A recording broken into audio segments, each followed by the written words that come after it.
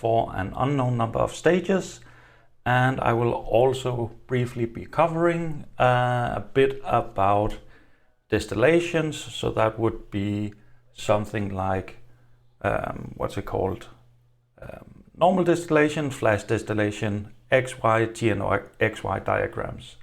Now in the group you can already get the notes that I'll be going over here. I apologize if it's a bit difficult to see what's actually going on when I'm writing here. I will try as best I can to zoom in so we can see what's going on. But basically we have already previously looked at a simple system for our sandalwood oil extraction, and in that case we had 3 stages of extraction, stages 1, 2, and 3, and from that we were asked to calculate the outgoing stream of our benzene, how much sandalwood oil did we get extracted, how much would be left in our outgoing wastewater stream. Now, the other approach to such a problem would be to say,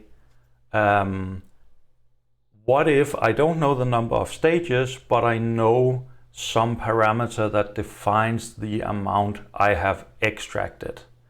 So there are a few different ways that you can approach this. In the general terms, you can see on the drawing here, we basically have our stage 1, 2, whatever many, up until our final stage, our stage N. That's where we normally define it. Using the sandalwood oil experiment or setup right now, we had a concentration of 29 grams per liter of sandalwood oil going in. And we knew that for our vapor phase, our organic phase, our benzene phase, we didn't have any sandalwood oil present.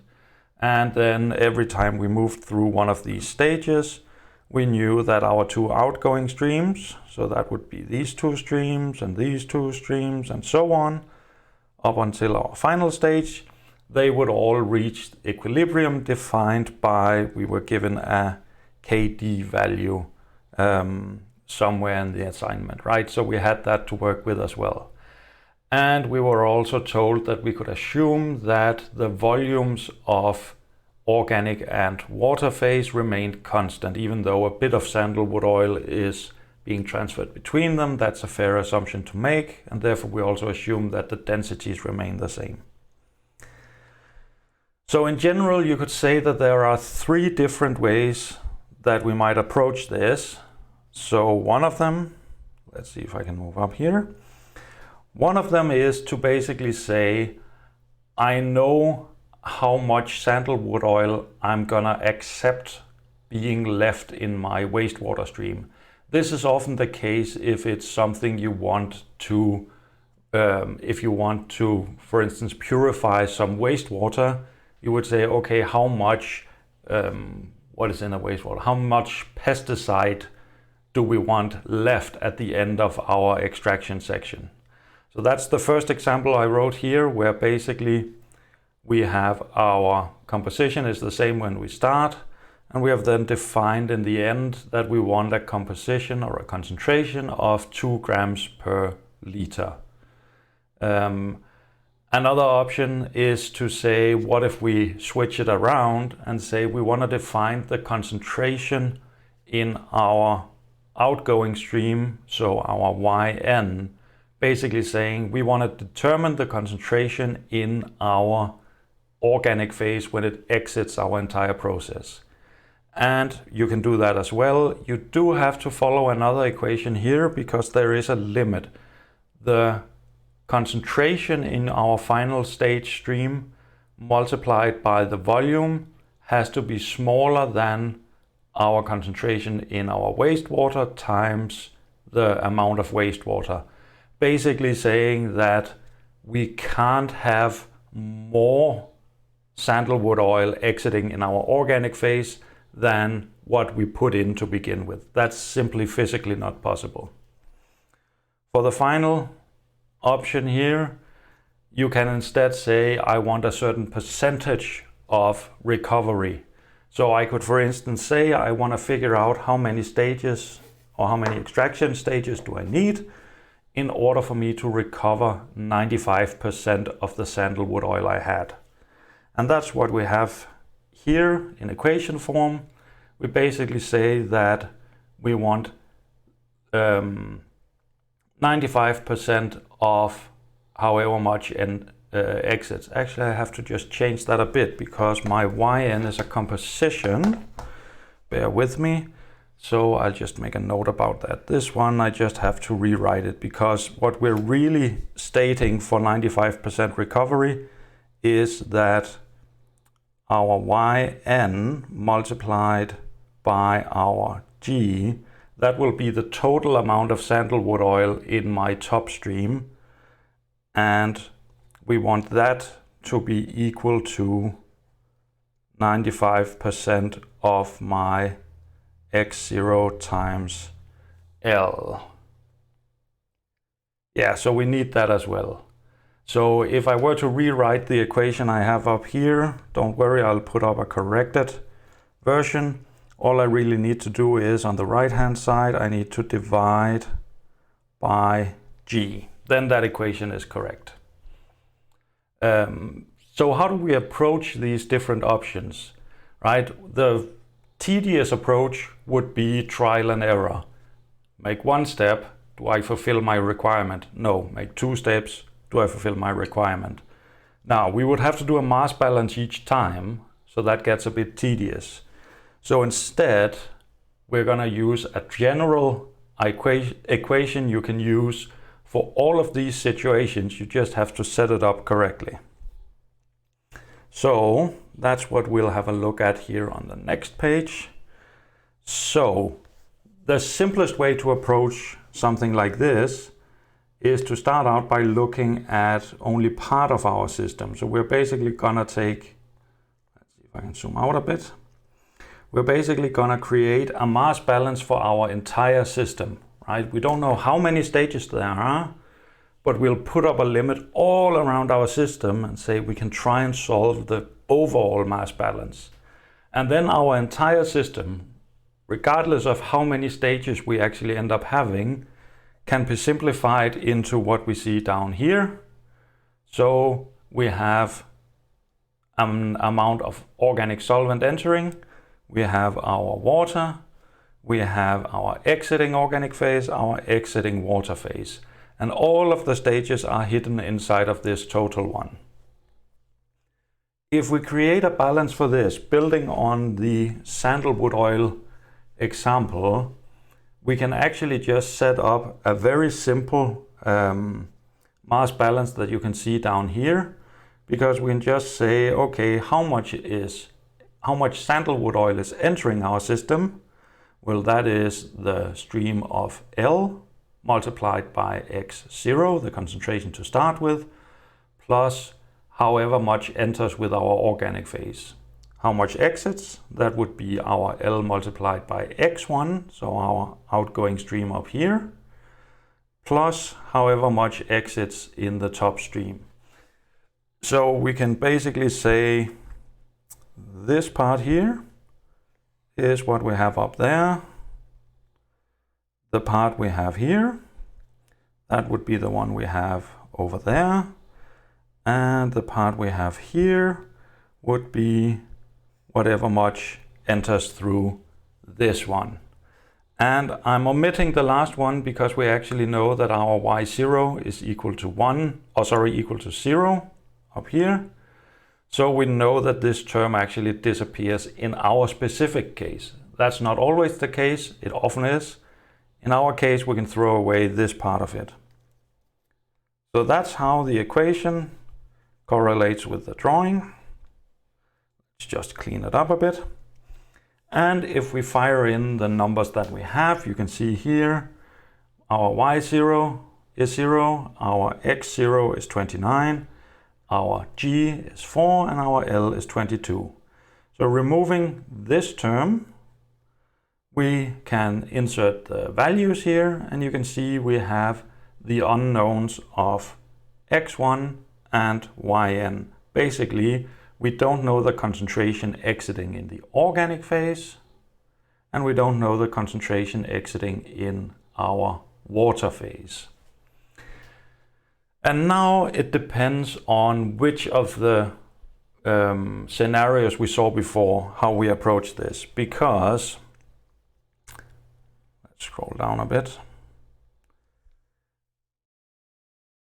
Either we know the exact value of our x1, so that's if we're being told what composition can we allow in our outgoing water stream, or we've been told directly our yn, what concentration do we want in our organic exit stream, or finally we can have the recovery, which I have to change that as well because we have to divide by g. Which amount of recovery are we interested in? So let's just take a look at the first case. So the first case I showed you before was if we say that our x1 is equal to 2. How does that then look? Well, we take our equation we had before. We now put in the value of x1. That's what we have down here. I've put in the 2. And then the only unknown we have is our yn. We solve for that. And we get a yn of 20.48. So we have 20.48. That's what our yn is equal to. So now we actually know, actually this value might not be right, I think I used the wrong equation, but you get the idea. We have one unknown, we solve for that.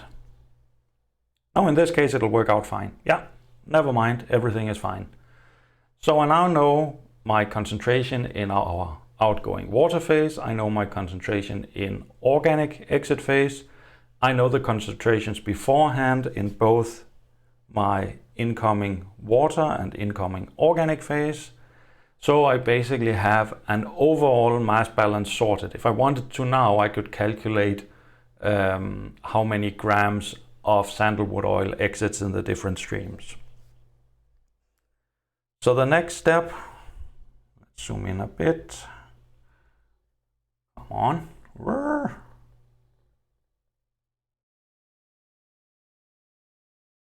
Yeah, as I wrote in the notes, the final stage, it looks bad, keep calm, it's not that bad. So the first step is we've been given a K value, I think they call it KD in the sandalwood example. Basically it is the ratio between the organic and the water phase. Instead, what we want to calculate is what we call our extraction coefficient. So that is how much oil in the organic to waste water phase per step, basically, or each time they reach equilibrium. And the way we calculate that is really simple. We take our K value times our G, so that would be the flow of organic phase, and we divide it by our water phase. In our case, we had 4 liters of benzene. Our K value was 6.30 and our water phase is 22. So we put those in, we get a nice value here, 1.145. So that's our E value. And then we have to use what looks to be a horrible expression. If you want to look into how we actually get to this equation, Kristen has put up a thorough walkthrough on its learning. I believe it's in the extraction folder and it's called, I think, derivative PDF, something like that. So that basically goes through every single step of how we build up this equation based on our knowledge of mass balances for each step. So this is the horrible general equation. In our case, we know that our y0, we looked at that before, we know that our y0 is 0. So this entire term disappears in this specific case, right? If you have something in your y0, you have to use the entire equation. We will simplify it down to this equation. So what do? We start to fill in numbers. Our yn, we just solved that. I forget what it was. Let's just have a look. 20.48. So we could put that in and say this is 20.48. And We have our E value from before, which was 1.145. So we have our E value is 1.145. Our X0, oh, I keep forgetting them. Actually, let me just open up. I think I have it here. No, where's my...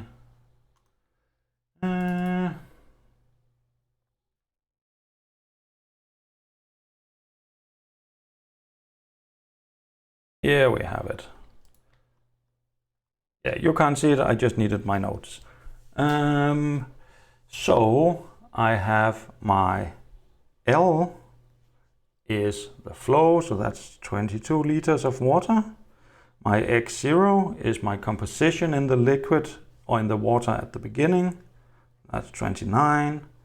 My G is 4. And again, all of these E values are the same. So the only unknown we have is this new variable called N, and that is the number of stages.